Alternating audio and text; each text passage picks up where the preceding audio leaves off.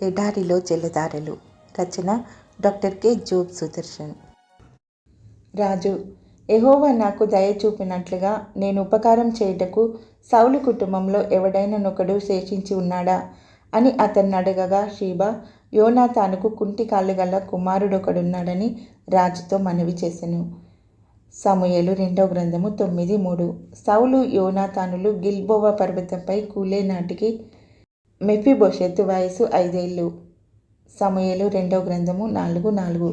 యుద్ధంలో పరాజయం వార్త విని అతడి దాది భయపడి అతన్ని సరిగ్గా ఎత్తుకోక నేల మీద పడేసింది. అంతే, అతనికి జీవితాంతం అంగవైకల్యం సంప్రాప్తించింది.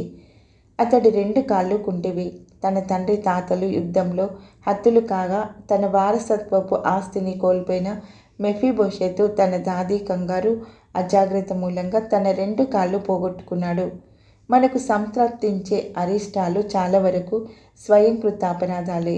అయితే తల్లిదండ్రుల భక్తిరహిత జీవితం వల్ల, బంధువుల నిర్లక్ష్యం వల్ల మన బాలలు ఎంతెంత కోల్పోతున్నారో నిజంగా ఆలోచిస్తే గుండె తరుక్కుపోతుంది.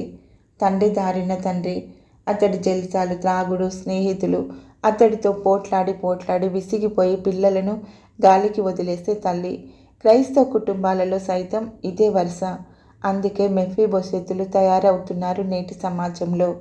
అతన్ని దావీదు జ్ఞాపకం చేసుకునే సమయానికి అతనికి వివాహమై ఒక కొడుకు కూడా ఉన్నాడు.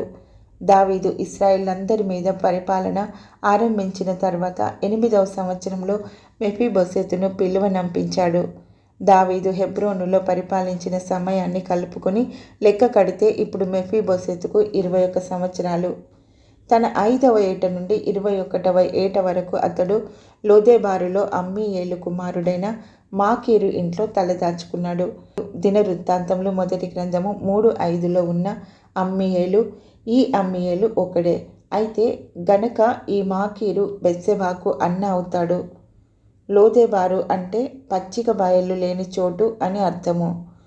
తండ్రిని, తాతను, బంధువులందరినీ చిన్నతనంలోనే కోల్పోయి కాళ్ళు 2 కుంటివి అయిపోయి పరాయి పంచన ఏ పచ్చిక బయళ్ళు లేని చవిటి పర్రలో సవిసారం లేని జీవితం గడుపుతున్న మెఫీబోషెతు జీవితానికి నిరీక్షణ అనేది లేదు. అతడు తానే దావీదును ఆశ్రయించలేదు, సహాయం కోరలేదు.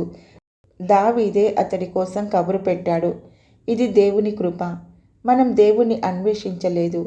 మనం మొదట ఆయన ప్రేమించలేదు. ఆయనే మొదట మనల్ని ప్రేమించాడు. మనం అడగకుండానే మన పట్ల కృప చూపాడు. వాడింకను దూరముగా ఉండగానే అనే మాట లూకా 15:20 ధ్యానించండి. అయితే దేవుని కృపకు ఇక్కడ మెఫీబోషెతు పట్ల దావీదు చూపిన అనుగ్రహం సాదృశ్యంగా ఉన్నమాట నిజమే గాని దావీదు మెఫీబోషెతును జ్ఞాపకం చేసుకోవడానికి చాలా ఏళ్ళు పట్టింది. తన యుద్ధాలలో మునిగి దావీదు మెఫీబోషెతు విషయం చాలా సంవత్సరాలు పట్టించుకోలేదు. ఇది మనుషుల పద్ధతి. ముందు తన సంగతి చూసుకొని తనకు క్షేమం కలిగిన తర్వాత ఇతరుల విషయం చూస్తారు. ఈ విషయంలో దేవుని కృప దావీదు చూపిన కృప కన్నా ఉన్నతమైనది. దేవుని కృప పాపిని వెంటాడుతూ ఉంటుంది. పాపం విస్తరించిన చోట కృప అపరిమితంగా విస్తరిస్తుంది. అందుకు తగినట్టుగానే మెఫీబోషెతు కూడా దావీదు పట్ల వినయ విధేయతలు కనపరిచాడు. సమూయేలు 2వ గ్రంథము 9:8.